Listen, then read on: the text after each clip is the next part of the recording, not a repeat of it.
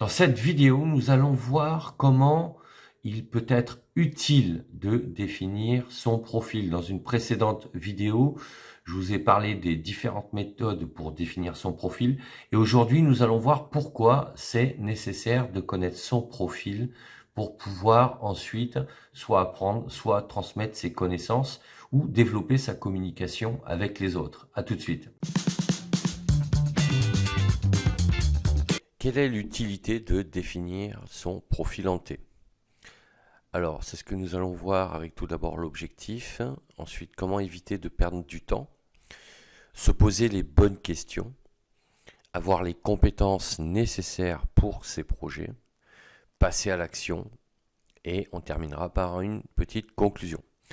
Alors, tout d'abord, l'objectif, c'est se donner les moyens de ces objectifs personnels ou professionnels, puisque déterminer son profil en T, ce n'est pas seulement pour des raisons de travail, ça peut être également pour des questions personnelles, si vous avez des passions, des activités, et que vous avez envie de les développer, ben vous pouvez tout à fait vous former et savoir quelle formation justement il vous faudra pour vous sentir mieux dans votre peau et dans votre tête.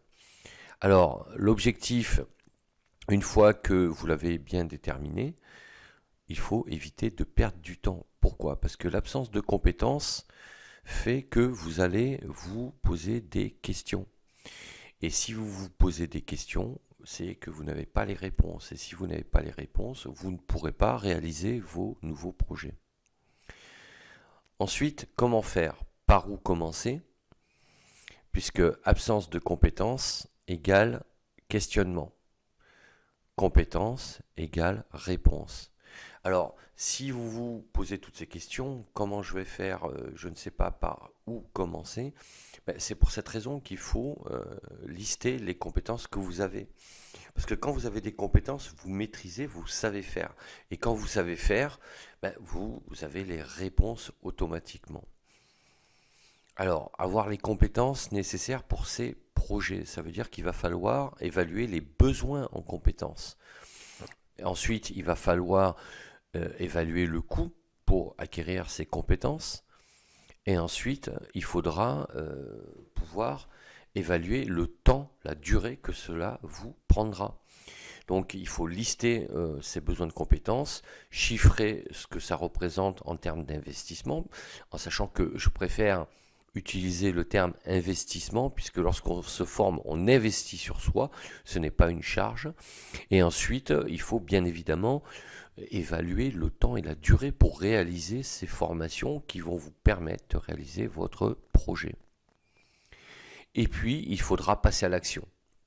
Alors, passer à l'action, ça veut dire que il va falloir le planifier. Et pour le planifier, rien de tel qu'un rétro-planning. C'est-à-dire que vous allez construire un planning dans le temps, en partant du moment où vous allez terminer jusqu'au moment où vous allez commencer pour vous former. Puisque quand vous allez mettre en place le rétro-planning, tant que vous n'avez pas défini les dates à laquelle vous allez commencer et à laquelle vous allez terminer, vous allez continuer à vous poser des questions. Parce que l'idée, c'est d'obtenir donc ces compétences pour ensuite vous permettre de réussir votre projet, enfin, de le lancer, de le démarrer et de le concrétiser. En conclusion, connaître son profil, ça permet d'être en adéquation avec les projets que l'on a. Alors un projet, ça peut être un projet d'entreprise, c'est-à-dire vous voulez vous mettre à votre compte par exemple, ou créer une boutique, alors ça peut être physique ou en ligne, mais ça peut être aussi un projet personnel, c'est-à-dire vous former sur quelque chose qui vous passionne. Et à partir de là, il n'y a pas d'autre solution, il faut passer à l'action. Et le passage à l'action va faire qu'une fois que vous aurez acquis les compétences, vous pourrez atteindre vos objectifs. Voilà ce que je voulais vous dire sur pourquoi c'est important de définir son profil pour réaliser ses projets. C'est en quelque sorte faire un état des lieux, savoir d'où l'on part et pour déterminer où l'on va. Et ensuite, quel va être le chemin à emprunter, quels devront être les moyens pour réaliser ce chemin pour atteindre son objectif. Voilà, si cette vidéo vous a un peu plus éclairé sur ce concept, n'hésitez pas à mettre un pouce bleu vers le haut, à vous abonner à la chaîne. Pensez également à cliquer sur la petite cloche pour être notifié lorsque je publie de nouvelles vidéos. Et sachez que vous pouvez aussi télécharger mes 2 e-books gratuits. Trouvez sa voie et accomplissez-vous sur mon blog Cap sur vous. Je vous mets les liens dans la description.